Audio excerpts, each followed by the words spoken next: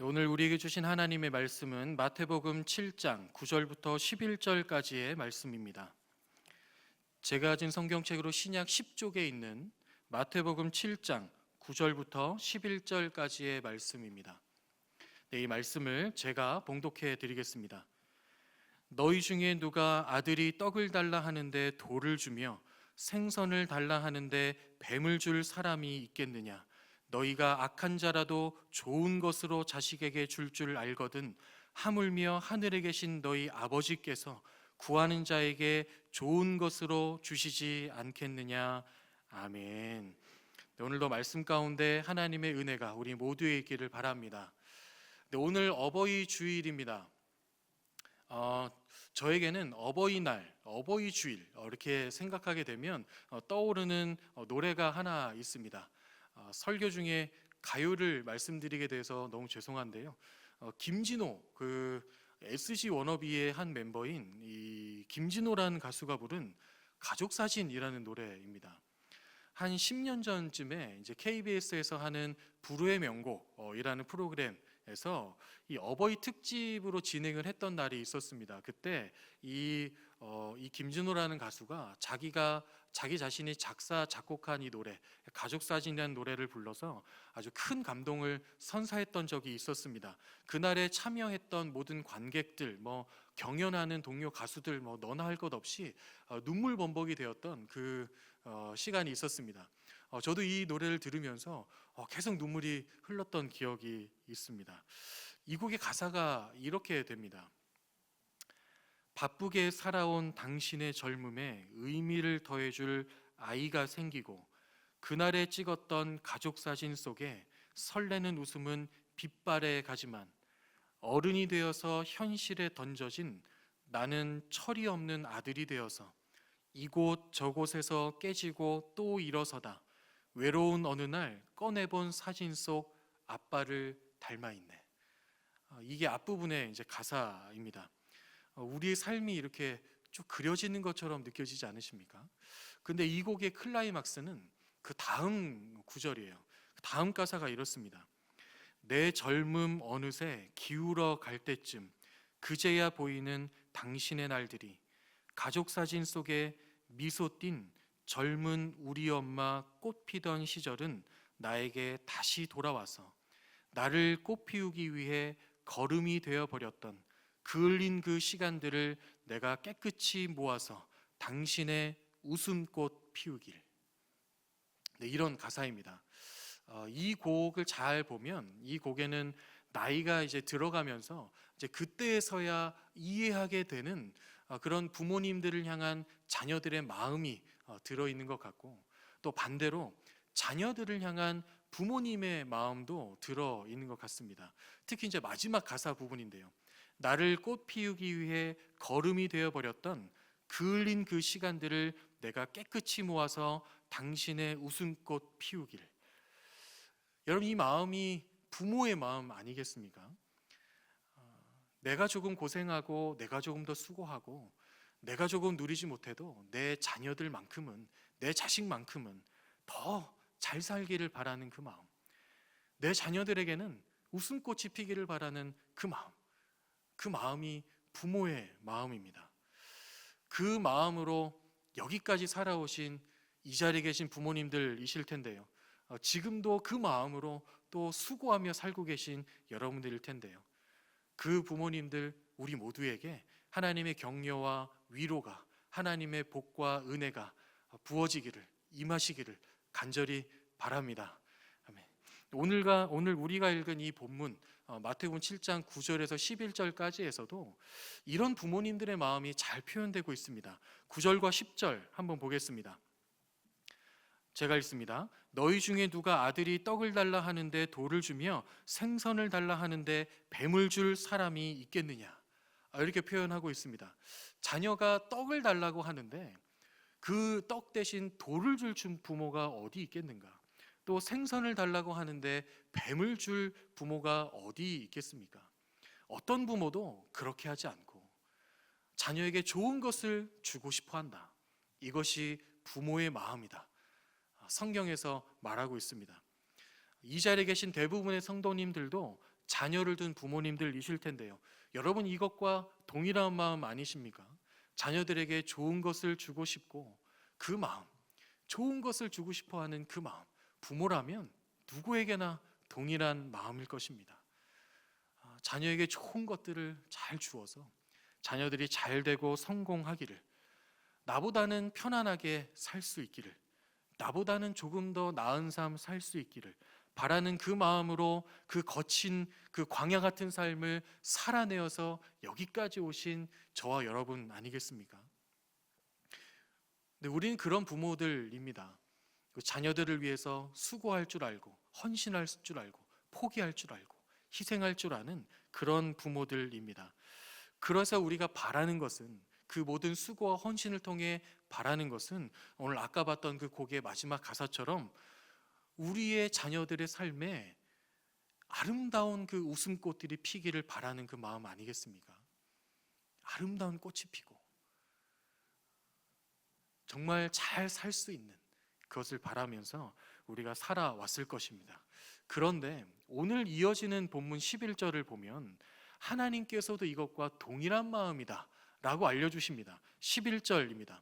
11절은 함께 읽겠습니다. 시작.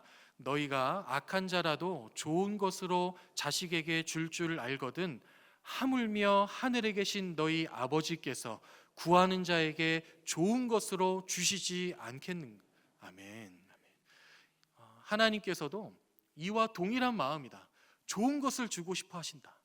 이것을 알려주십니다. 그런데 우리가 이 구절을 볼 때 좀 주목해서 봐야 할 부분은 두 가지입니다. 하나는 하나님이 우리의 아버지가 되신다는 사실이고, 또 다른 하나는 그 아버지 되신 하나님께서 우리에게 좋은 것을 주고 싶어 하신다. 이 두 가지입니다. 첫 번째는 하나님이 우리의 아버지가 되신다라는 사실인데요. 우리의 육신의 부모가 물론 있지만 우리의 영적인 아버지는 하나님이십니다. 로마서 8장 15절에 이렇게 되어 있습니다. 너희는 다시 무서워하는 종의 영을 받지 아니하고 양자의 영을 받았으므로 우리가 아빠 아버지라고 부르짖는다. 이렇게 기록되어 있습니다. 무서워하는 종의 영이란 원어로 보면 무서움으로 이끄는 영에 좀 더 가깝습니다. 무서움으로 이끄는 영. 이 무서움은 하나님을 경외하며 생기는 두려움과는 조금 달라요. 이것은 하나님과는 상관이 없이 나의 잘못된 행위로 내가 받을 심판을 무서워하는 그 무서움입니다. 그러니 이 단어는 죄와 관련된 단어예요. 자꾸만 죄를 짓게 만드는 그 영, 우리를 죄로 이끄는 이 세상의 영, 그 악한 영, 사단의 영, 그 영을 말하고 있는 것이고, 그 영의 구속을 받지 않고 양자의 영을 받았다, 이 말하고 있는 것입니다. 여기서도 양자의 영이라고 할 때는 이 헬라어 단어로 보면 어떤 아이를 자신의 자녀로 입양하고 입적하는 것을 의미할 때 쓰이는 용어이고, 이 용어는 전문적인 법률 용어입니다. 그러니 하나님께서 양자영을 받았다라고 말씀하시는 것은 저와 여러분을 하나님의 아들, 하나님의 딸로 입양하였다. 그 아들과 딸이 되게 하였다라는 뜻입니다. 이 당시에 로마에서는 양자 삼는 일이 흔하게 있었다고 합니다. 양자로 입양하여서 마치 친아들처럼, 친아들과 조금도 다를 바가 없이 그렇게 동등한 대우를 하며 동등한 애정을 받았다고 합니다. 왜 그런가 하면 그 이유는 양자로 입양하는 목적이 자신의 재산을 물려주기 위해서 입양하는 것이기 때문입니다. 나의 모든 것을 물려받을 사람, 나의 모든 것을 이어받을 사람이니 친아들, 친자녀가 되지 않으면 안 되는 거예요.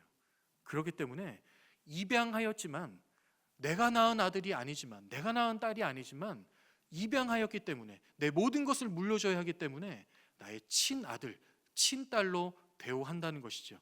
지금 양자영을 받았다라는 것은 하나님께서 하나님의 친아들, 딸로 입양하였다, 친아들, 딸이 되게 하였다, 이런 뜻입니다.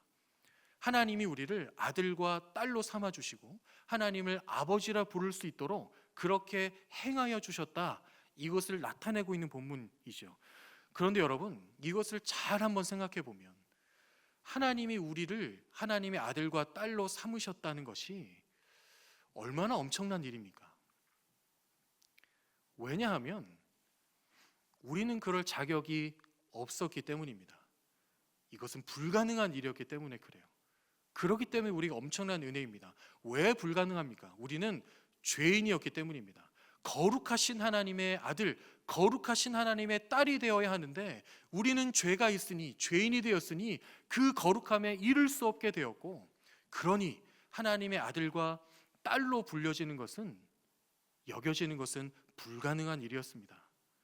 그런데 그런 우리를 어떻게든 하나님의 딸, 하나님의 아들로 삼기 위해서 하나님이 명분을 만들어 주셨다 말씀하십니다. 갈라디아서 4장 5절과 6절입니다. 제가 읽습니다. 율법 아래에 있는 자들을 속량하시고 우리로 아들의 명분을 얻게 하려 하심이라. 너희가 아들임으로 하나님이 그 아들의 영을 우리 마음 가운데 보내사 아빠 아버지라 부르게 하셨다 라고 기록하고 있습니다. 율법 아래에 있는 자들은 죄인들을 의미합니다. 그 죄인들의 죄를 속량하셨다는 거예요. 속량하셔서 모든 죄의 값을 다 치러주시고 아들이 될 수 있는 명분을 우리에게 만들어 주셨다는 겁니다. 거룩함에 이를 수도 없었던 우리이지만 그 모든 죄를 하나님이 해결하여 주시고 하나님의 아들과 딸이 될 수 있는 자격을 우리에게 부여하셨다는 거예요. 그래서 그 자격이 주어졌기 때문에 너희가 아들이 되었고 너희가 자녀가 되었고 그 아들의 영, 예수 그리스도의 영, 성령님을 우리 마음 가운데 보내주셔서 그 성령님으로 하여금 하나님을 아버지라 부를 수 있도록 하여 주셨다 말씀하십니다. 여러분이 죄를 속량하는 대가는 무엇이었습니까? 그 대가는 예수 그리스도였습니다. 하나님의 하나밖에 없는 아들, 하나님의 전부였던, 아니 하나님 자신이었던 예수 그리스도를 우리 대신 십자가에 내어주시고 그 십자가에서 죽으시고 부활하셔서 모든 생명, 모든 물과 피를 다 쏟으심으로 우리의 죄를 해결하여 주신 것입니다. 그러니 여러분, 우리가 하나님을 아버지라 부르는 것, 우리가 기도할 때마다 하나님 아버지 부를 수 있는 것, 이것 자체가 우리에게 있어 얼마나 좋은 것입니까? 얼마나 엄청난 은혜입니까? 하나님을 아버지라 부르고 아들로서, 딸로서 하나님께 나아갈 수 있는 것, 하나님께 구할 수 있는 것, 하나님을 찾을 수 있는 것, 하나님을 아버지라 부를 수 있는 것, 우리에게 주어진 모든 은혜 중에 가장 좋은 은혜입니다. 가장 큰 은혜입니다. 저와 여러분은 이 은혜를 받은 하나님의 자녀들인 것이죠. 그 대가를 잊지 않으시기를 축복합니다. 그 대가를 지니고 기억해서 하나님을 아버지라 부를 때마다 그것을 부르는 것으로만으로도 우리 안에 은혜가 넘치고 소망이 넘치는, 내가 지금 비록 이렇지만, 내가 지금 비록 넘어졌지만, 내가 지금 비록 고단하지만, 내가 지금 비록 지치고 버겁지만 하나님이 아버지이시기 때문에, 그렇기 때문에 하나님을 아버지라 부를 수 있기 때문에, 그렇기 때문에 여전히 나에게는 소망이 있구나, 여전히 나에게는 희망이 있구나, 이것을 기억하며 그렇게 살아갈 수 있는 모든 성도님들 되시기를 축복합니다. 아멘. 우리가 이 본문을 보며 주목해서 봐야 할 것 두 번째는 아까 말씀드린 것처럼 하나님은 우리에게 좋은 것을 주신다는 것입니다. 하나님은 저와 여러분에게 좋은 것을 주고 싶어 하십니다. 우리의 아버지이시기 때문이죠. 우리 육신의 이 부모도 우리의 자녀들이 잘 되기를 바라고 좋은 길로 가기를 바라는데 하물며 우리의 아버지가 되신 하나님이시겠습니까? 하나님은 저와 여러분이 좋은 길로 가기를 원하시고 좋은 것을 주고 싶어 하십니다. 그런데 여러분, 하나님께서 저와 여러분에게 좋은 것을 주시는 분이심을 여러분 정말 믿으십니까? 우리가 때때로 살아가다 보면 하나님이 대체 왜 나에게 이런 것을 주시는가? 하나님이 왜 나에게 이런 일을 주시고 이런 시간을 겪게 하시고 이런 상황을 겪게 하시며 왜 이런 어려움을 겪게 하시는가? 정말 하나님이 나에게 좋은 것을 주시는 분이 맞으신가? 이런 의심이 들 때가 있지 않으십니까? 오늘 본문 11절을 다시 한번 보면 좋은 것이라는 단어가 2번 나오고 있습니다. 앞부분에 하나 나오고 뒷부분에 한번 나오죠. 앞부분에 나오는 것은 아무리 악한 자라도 그런 부모라도 좋은 것을 준다, 자녀에게. 이럴 때 인간 부모가 주는 좋은 것을 말하고 있고, 뒷부분에는 하나님이, 하물며 하나님이 좋은 것을 주지 않겠는가 할 때 좋은 것, 이렇게 2번이 나오고 있습니다. 근데 한글 번역으로는 좋은 것이라는 뜻이 똑같은데 이거를 원어로 보면 2 단어가 조금 달라요. 앞부분에 인간이 주는, 인간 부모가 좀 좋은 것 할 때는 선물의 의미가 포함되어 있습니다. 좋은 선물, 이렇게 해석이 됩니다. 그러면 이것은 눈에 보이는 것들입니다. 이 앞절에서 나온 것처럼 떡을 주고 물을 주고 이런 눈에 보이는 좋은 것들, 눈에 보기에 좋아 보이는 것들을 주는 것, 인간 부모가 할 수 있는 일입니다. 여러분들도 자녀들에게 좋은 것을 주죠. 좋은 음식 주고 좋은 옷을 주고 좋은 시간을 마련해 주고 그렇게 하고 있죠. 인간 부모는 그런 좋은 것들을 줄 수 있습니다. 하지만 하나님이 주시는 좋은 것은 달라요. 이것은 그냥 좋음 그 자체입니다. 좋은 어떤 것이 아니라 좋음 그 자체, 선 그 자체입니다. 하나님은 우리에게 주실 때 눈에 보이는 선물이 아니라 좋음을 주십니다. 선을 주십니다. 그러니 우리가 때로는 우리의 인생에서 내가 눈으로 보이기에 좋은 것을 주시지 않으니까, 그것이 나에게 있지 않으니까, 하나님으로부터 이것이 주어지지 않으니까 하나님이 나에게 좋은 걸 주시는 맞나 의심하지만, 하나님이 주시는 좋은 것은 이것과 차원이 다른 좋은 것이라는 거예요. 그것이 무엇입니까? 하나님의 나라입니다. 하나님은 우리에게 하나님의 나라를 주고 싶어 하십니다. 그 나라를 우리가 누리게 하고 싶어 하십니다. 계속해서 그 길로 우리를 인도하시는 것이죠. 그러니 여러분의 삶에 때로는 어려움이 있고 고단함이 있고 때로는 어그러진 일들이 있고 상처가 있고 깨지는 일이 있지만 그것 자체의 마음을 빼앗기지 않으시기를 바랍니다. 그 위에 그 모든 과정을 통해서 우리의 삶을 처음부터 끝까지 계획하시고 그 삶을 인도하셔서 우리 안에 하나님의 나라를 이루시며 그 하나님의 나라에 들어가게 하시는 그 하나님의 계획을 여러분 신뢰하시기 바랍니다. 하나님은 우리에게 좋은 것을 주십니다. 선한 것을 주십니다. 우리에게 하나님의 나라를 주십니다. 그래서 우리 안에 세상이 말하는 세상의 꽃을 피우는 것이 아닙니다.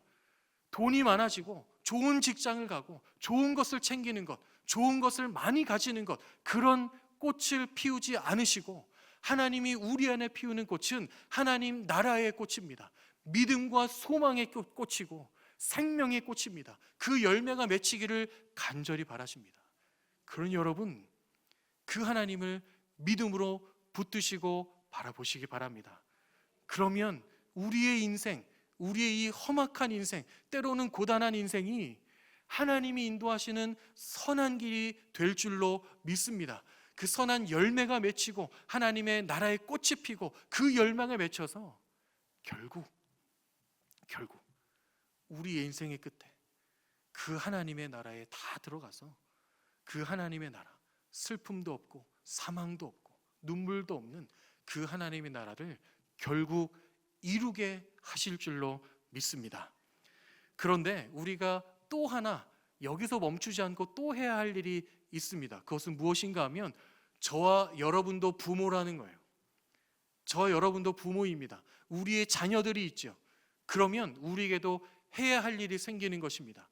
좋은 것을 우리 자녀들에게 물려줘야 한다는 것이죠. 물론 여러분들께서 수고하고 열심히 성실하게 사셔서 아이들에게 좋은 것, 눈에 보이는 좋은 것을 공급해 주시고 주시는 것, 네, 중요합니다.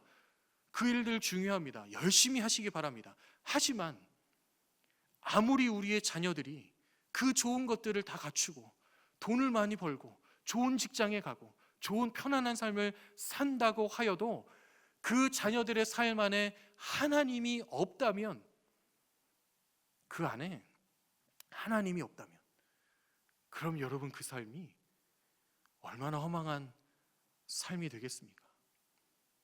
그러니 우리가 반드시 물려줘야 할 것은 좋은 선물이 아니라 좋은 것입니다. 그것이 무엇입니까? 하나님의 나라입니다. 하지만 이것은 우리가 물려줄 수 없지요. 우리가 주인이 아니니까요. 그러면 우리가 해야 할 일은 무엇입니까? 하나님 나라를 추구하는 삶, 하나님의 나라를 소유한 삶, 하나님의 나라를 누리고 있는 그 삶의 모습을 보여주는 것입니다. 나는 죽고 예수로 살아서 예수님이 나에게 계시기 때문에 나의 삶에 임하는 그 하나님의 나라, 그 하나님의 나라를 지금 이 시간에도 누리며 살고 있는, 그것을 추구하며 살아가고 있는 우리의 모습을 우리 자녀들에게 보여주는 것입니다. 그러면 우리의 아이들, 우리의 자녀들이 그 모습을 보고 우리 안에 계신 예수님을 보게 되지 않겠습니까? 쉽지 않은 일인 것 압니다. 우리의 자녀를 우리의 마음대로 할 수 없으니까요. 그 아이들의 마음을 우리가 바꿀 수 없고 우리가 주장할 수 없으니까요. 하지만 하나님이 우리 아이들의 부모도 되신다면, 아이들의 아버지도 되신다면 그 마음은 동일합니다. 우리 아이들에게도, 우리 자녀들에게도 하나님은 좋은 것을 주고 싶어 하십니다. 하나님의 나라를 주고 싶어 하십니다. 그렇다면 하나님은 반드시 이루십니다. 우리에게 이 믿음이 있기를 축복합니다. 믿음 가지고 우리가 먼저 그 하나님의 나라를 누리는 삶, 하나님의 나라를 소유한 삶, 예수 그리스도를 소유한 삶, 예수로 사는 삶, 그 삶을 잘 보여주어서 우리에게도 하나님의 나라의 꽃이 피지만 우리 자녀들에게도 하나님 나라의 꽃이 피게 되는, 그래서 우리 가정 안에 그 하나님의 나라의 꽃으로 가득해지고 그 열매로 가득해진 그 사랑과 믿음과 소망의 열매가 넘치고 희망과 소망의 열매가 계속해서 맺혀지는 그런 저와 여러분의 가정이 되기를 주님의 이름으로 축복합니다. 설교를 마무리하겠습니다. 여러분, 하나님이 저와 여러분의 아버지이십니다. 믿으십니까? 근데 그냥 아버지가 아니고 선하신 아버지이십니다.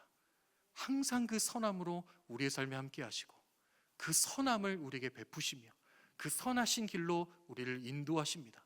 그 믿음 가지고 걸어가면 우리의 삶에 때로는 역경과 고난이 찾아온다고 해도 우리의 믿음 잃지 않고 그 걸음 흐트러뜨리지 않고 계속해서 그 나라, 하나님의 나라 향해 걸어갈 수 있을 줄로 믿습니다. 그렇게 걸어가는 우리를 보며 우리의 자녀들 또한 그 길 함께 걷게 되어서 우리 가정이 우리 자녀들과 함께 하나님의 나라를 마음껏 누리게 되는 그런 믿음의 가정, 그런 복된 가정, 믿음으로 승리하는 가정 다 되시기를 주님의 이름으로 축원합니다. 아멘. 기도하겠습니다.